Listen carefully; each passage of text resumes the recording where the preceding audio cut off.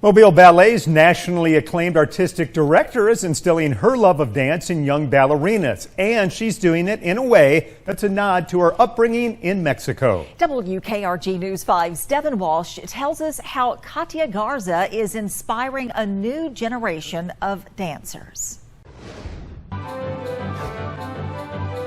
Katia Garza has danced ever since she could walk. She started lighting up the stage as a young ballerina in Mexico. But in her 20s, left her home country to pursue her dream. The only reason why we leave our country is to look for an opportunity. This world-renowned prima ballerina has had principal dancer roles with ballet companies around the world. But after decades in the spotlight, Plie, pour the brat horse aside and forward, all the way down, is working more behind the scenes, bringing her Latin flair here to the Gulf Coast. As an artist, I felt that I needed to leave my country to find a place that suited me as an artist. She met her husband, Israel Rodriguez, who is from Cuba, in Mexico. They moved to the U.S. over 20 years ago. She is now the artistic director of Mobile Ballet. He is the ballet master, and they have a unique style. One of the things that I try to tell the kids is, that when you perform, no matter what type of style of technique you do, you have to feel it. You have to put the heart into it. And as a Latin, we learned to do that since we were a kid. In our culture, we are hard workers, and the hard work is that it doesn't matter where you are, you just try to do the best you can. To give a nod to her roots, Katia has many of the costumes for Mobile Ballet made in her hometown of Monterrey, Mexico, where she had her costumes made when she was a teenager. In fact, these two costumes will be worn for the Swan Lake Ballet, and they were sewn there. Her young ballerinas say she inspires them every day. I love having her as a teacher. She really makes me enjoy ballet. I feel like that's one of the reasons I've gotten into it is because of her. Garza and Rodriguez say they've brought the energy and humor that you see in Latin ballets. I've always, tried to bring my culture back wherever I go. With your arm, run the jump and close. Repeat. And she's imparting her wisdom on a new generation of dancers. My goal is that everybody finds in their future, in their destiny, the best they can. From Mexico to Mobile, Garza and Rodriguez are bringing something different to the stage as they spread their love of ballet to young dancers. With photojournalist Arnell Hamilton, I'm Devin Walsh.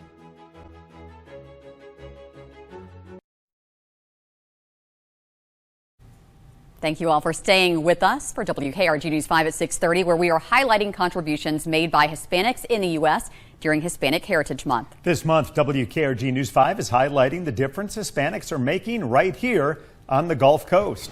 Today, we acknowledge the amazing and relentless work of two Latinas who are part of the faith-based effort in Mobile supporting immigrant communities and anyone in need, no matter where they come from. Here's WKRG's Chad Petrie with the story. Okay, está bien, gracias. Spanish is spoken a lot through the humble offices of the Guadalupe Center, located on the campus of Ascension Providence Hospital. Sylvia Vaca Diaz and Evelyn Monterosa have both worked here for 15 years. Most of their work is helping migrants with language barriers and then finding solutions to a myriad of challenges, from tax questions to food assistance. They're here to solve problems. Wherever they came for, when they come to us, they leave happy, at least with an answer or something that they feel more comfortable doing because they don't know.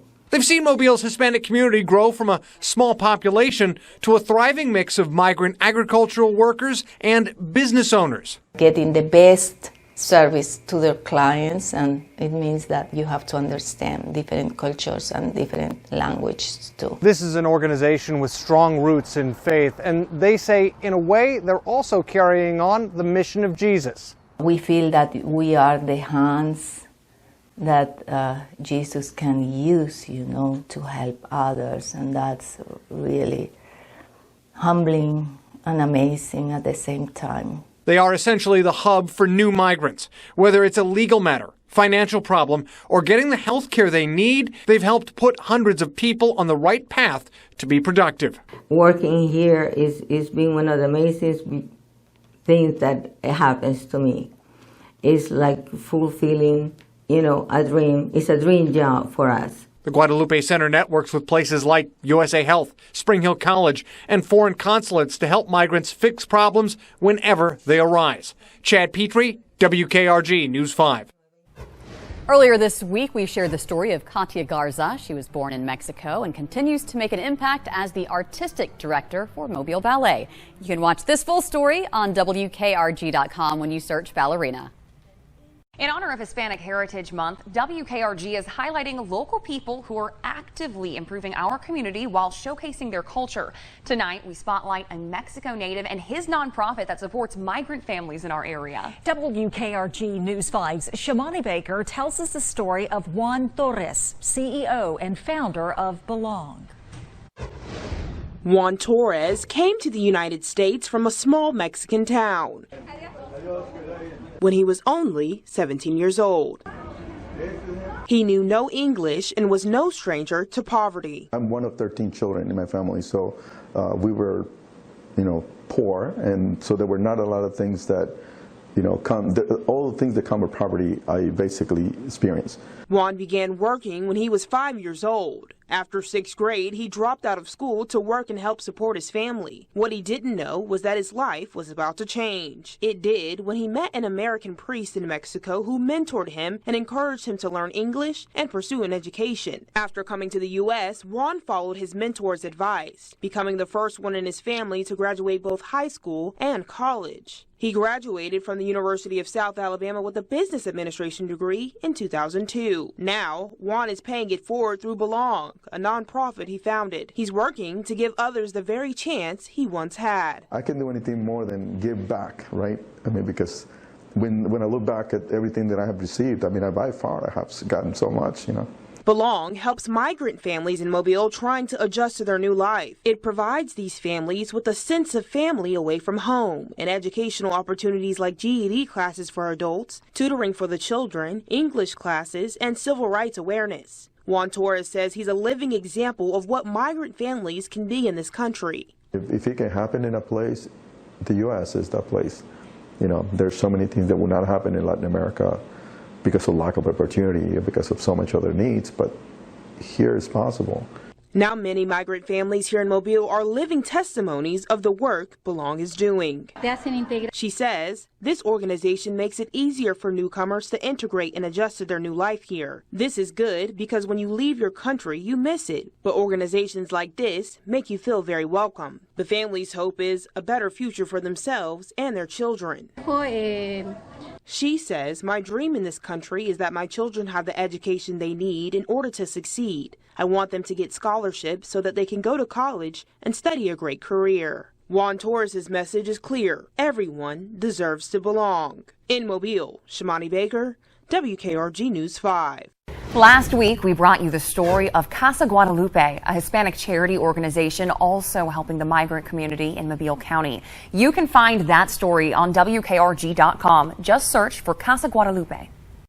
Welcome back, everyone. It's Hispanic Heritage Month, and WKRG News 5 has been bringing you stories of Hispanic people and organizations making an impact on the Gulf Coast. Tonight, News 5's Nicolette Schleisman introduces you to a woman from Venezuela who lives and works in Mobile and is using her life journey as a tool to help migrant families. Señor Juan, buenos días, ¿cómo está? Born in Delicias, Venezuela, a small town on the Colombian border. Y la otra pregunta. Joana Carrillo came to the U.S. in 2003. Los mismos niños del baño. Thousands of Latin Americans leave their homes to escape harsh economic conditions. Carrillo came to the U.S. escaping something else, political turmoil. I leave Venezuela because because of the dictatorship of Chavez. It was the beginning of his dictatorship. Suddenly, a whole world of opportunities were within Carrillo's reach. One of my friends from Venezuela came to study at Syracuse University, and they encouraged me to to take the opportunity. They helped me to come here. So came the heartbreaking decision to leave behind her family. They were sad because nobody wants to see your loved ones leaving. But when you live in a place like Venezuela, sometimes you don't have an option but to leave the country and do what you need to do. Carrillo came to Syracuse, New York, where some of her friends were living already, including the friend who encouraged her to take a leap of faith. They even paid for her plane ticket and helped her to get settled. A new country, new opportunities, new challenges. It was very difficult, not knowing the language, not knowing the culture. Reality set in. I came to the point that I realized that it was important to learn the language in order to be successful in this country. Carrillo immediately enrolled in English classes at a local learning center. There she met someone she says changed her life by showing her the immense possibilities her new country had to offer. He became not only my friend, but also my mentor and, in a way, my American father. That American man, a missionary, Carrillo says also taught her the value of hard work and to love her new country, a lesson she will never forget.